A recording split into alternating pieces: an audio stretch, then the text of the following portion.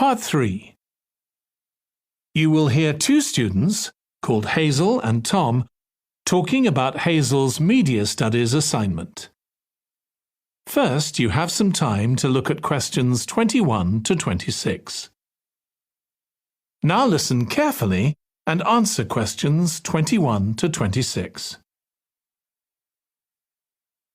Tom, could I ask you for some advice, please? Yes, of course. If you think I can help. What's it about? It's my first media studies assignment, and I'm not sure how to go about it. You must have done it last year. Is that the one comparing the coverage of a particular story in a range of newspapers? That's right. Oh, yes. I really enjoyed writing it. So, what sort of things do I need to compare? Well, there are several things. For example, there's the question of which page of the newspaper the item appears on. You mean because there's a big difference between having it on the front page and the bottom of page 10, for instance? Exactly. And that shows how important the editor thinks the story is. Then there's the size.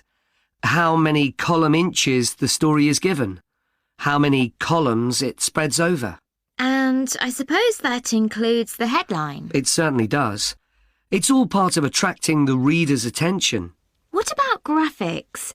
Whether there's anything visual in addition to the text? Yes, you need to consider those too, because they can have a big effect on the reader's understanding of the story.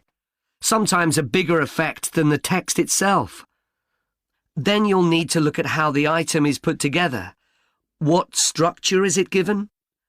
Bear in mind that not many people read beyond the first paragraph. So what has the journalist put at the beginning? And if, say, there are conflicting opinions about something, does one appear near the end where people probably won't read it? And newspapers sometimes give wrong or misleading information, don't they? Either deliberately or by accident. Should I be looking at that too? Yes, if you can. Compare what's in different versions, and as far as possible, try and work out what's true and what isn't. And that relates to a very important point. What's the writer's purpose? Or at least the most important one, if they have several. It may seem to be to inform the public, but often it's that they want to create fear or controversy, or to make somebody look ridiculous. Gosh, I see what you mean. And I suppose the writer may make assumptions about the reader. That's right. About their knowledge of the subject, their attitudes, and their level of education, which means writing so that the readers understand without feeling patronised. All of that will make a difference to how the story is presented.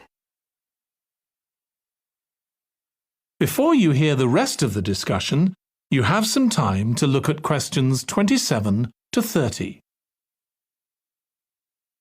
Now listen and answer questions 27 to 30.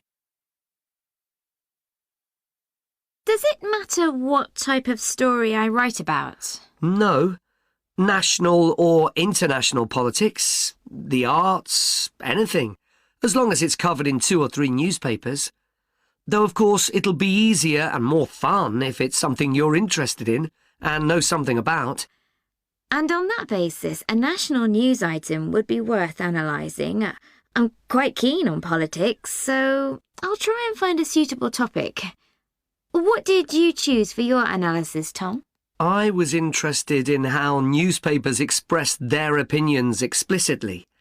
So I wanted to compare editorials in different papers, but when I started looking, I couldn't find 2 on the same topic that I felt like analysing. In that case, I won't even bother to look.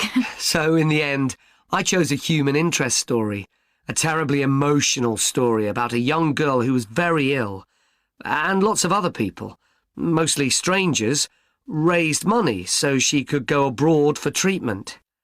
Actually, I was surprised. Some papers just wrote about how wonderful everyone was, but others considered the broader picture, like why treatment wasn't available here. I usually find stories like that raise quite strong feelings in me. I'll avoid that. Perhaps I'll choose an arts topic, like different reviews of a film or something about funding for the arts. I'll think about that. Yes, that might be interesting. Okay, well, thanks a lot for your help, Tom. It's been really useful. You're welcome. Good luck with the assignment, Hazel.